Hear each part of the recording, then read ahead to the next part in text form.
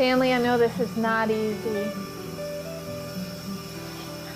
So if there's any way you can indicate what you need and I can help, I'd like to do that. Mr. Lee is a relatively young patient with end-stage kidney disease. He has recently suffered brain damage because of lack of oxygen.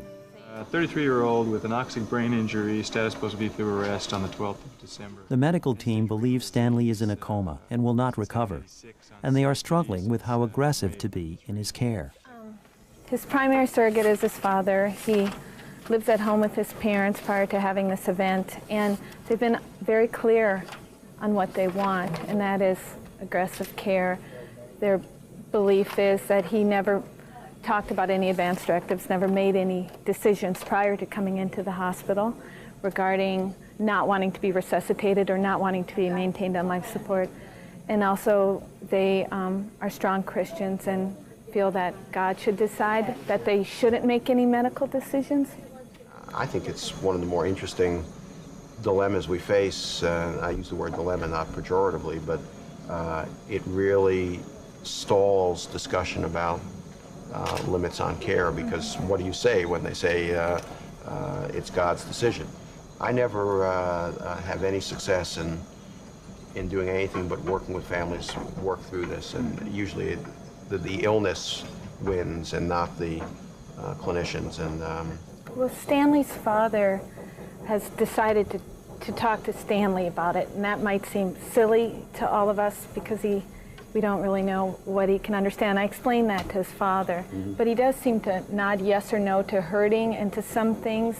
And I mean, what would be the ultimate best would be if Stanley could make his own decisions. Yes. And he's at a point where he can't, but maybe he can give his father some indications of what he wants. What I wrote in my note yesterday is that we're going to walk a narrow line between fulfilling the family's wishes regarding aggressive care and not doing things that would be wasteful consumption of resources. Also, so his comfort with his bottom that means broken down. Diagnostic tests should be limited. Lab tests should be limited to what we absolutely need. The therapy should be tailored to the problems and to comfort. And if he deteriorates, then difficult discussions will have to ensue, because it would be wrong to perform cardiopulmonary resuscitation on this gentleman with severe anoxic encephalopathy. He's never going to be able to make his own healthcare decisions, and as much as they'd like him to, that's not a medical reality. So we can do our part to keep his care good, solid, comfort-based care, in keeping with the family's wishes and being supportive, but we don't have to go hog wild here, so to speak. As far as being the caregiver, being a nurse, going into the room and having to, turn Stanley back and forth and see how his bottom is on fire. It's broken open, he grimaces, having to stick him for different IVs or different blood gases. Having to suction him is incredibly painful. He has spasms of coughing and he can't quite get up his secretions. And I sense from the healthcare team that they're really tired of having to put Stanley through all of this. They just, I mean, for what? The medical team caring for Mr. Lee feel that he will not recover from his coma, and that the family should begin thinking about discontinuing mechanical life supports.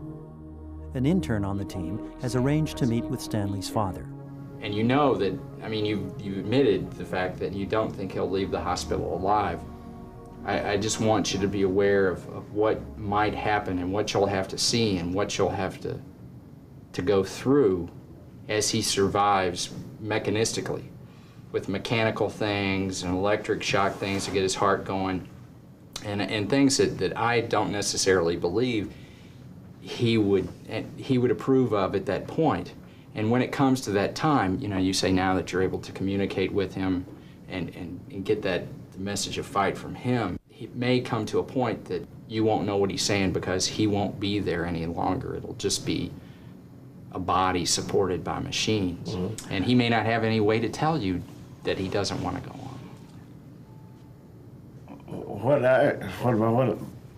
I feel in this matter is, he's saying, we're gonna work, you're gonna go, we're gonna do what we have to do with fluids and whatever medication and support him until he got to that point. If he get to the point where he's comatose or completely unresponsive, then that's when I will make that decision. Okay. We realize that where he stands now, he could fall either way. He could go either way. The family is well aware of this.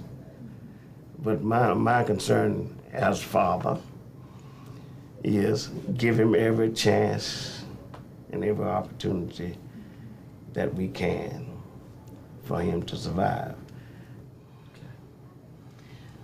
Did you discuss resuscitation, though, continuing on as we are? But if his Well, see, heart resuscitation were to stop, I think would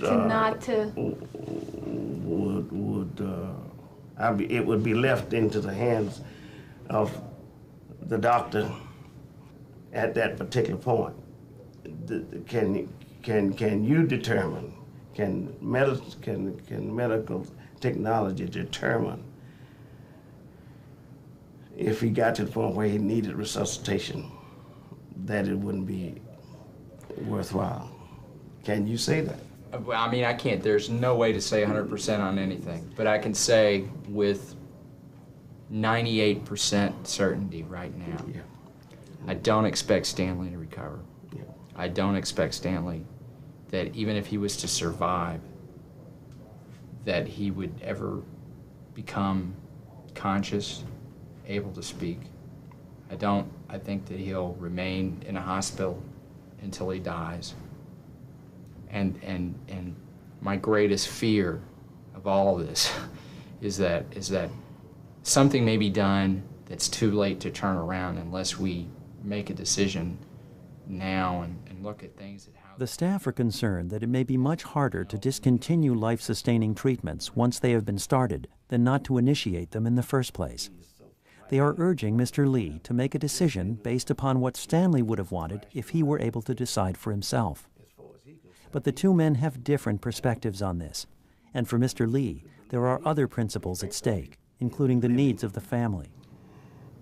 For you, if he got to the point where he didn't even recognize us, it wouldn't be the same to you as it would to me. Because even though he doesn't recognize me, he's there. I can put hands on him, I can see him. And when I make a decision, knowing that my decision is saying I won't be able to put hands on prematurely, that's where I would feel like it's prematurely. It would affect me for a long, long, long time. And all of the other times that he's had these attacks, whatever it was, he kept fighting to live. See, this is Stanley that I know.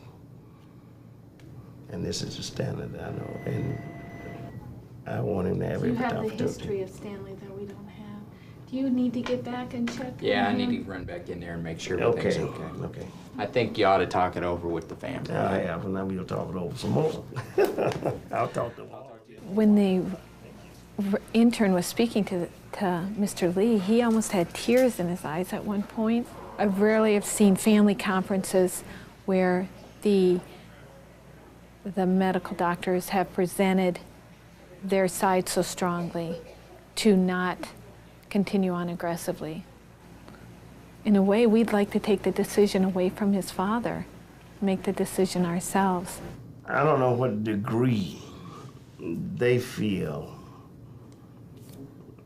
the team, how much effort they want to put into this because of the deterioration of his whole body, because of all the other illnesses.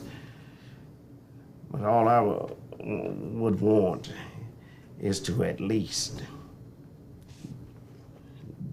initiate it. And if there's no response, then there's no response. And your sense is still that he's not saying, I'm ready to die. Try. And when the supreme power, when God says, that's enough, it'll be enough, irrespective of what we do anyway. Might not do any good, but at least try. That's what I'm saying. That's all I'm saying. I know. If he's there, you can at least see him. But death is final.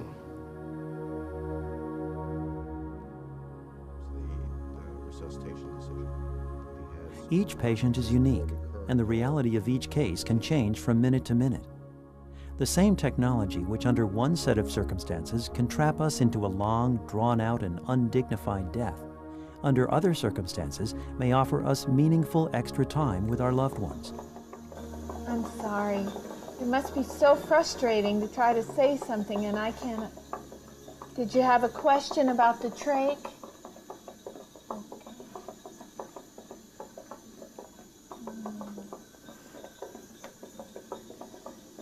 Let me talk, and if I start talking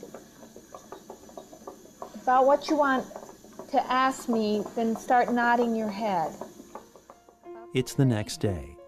Despite the predictions of the medical team, Stanley, the young patient with anoxic brain injury, has revived from his coma, and although with considerable difficulty, he is able to communicate. I'm very proud of you. You've done great.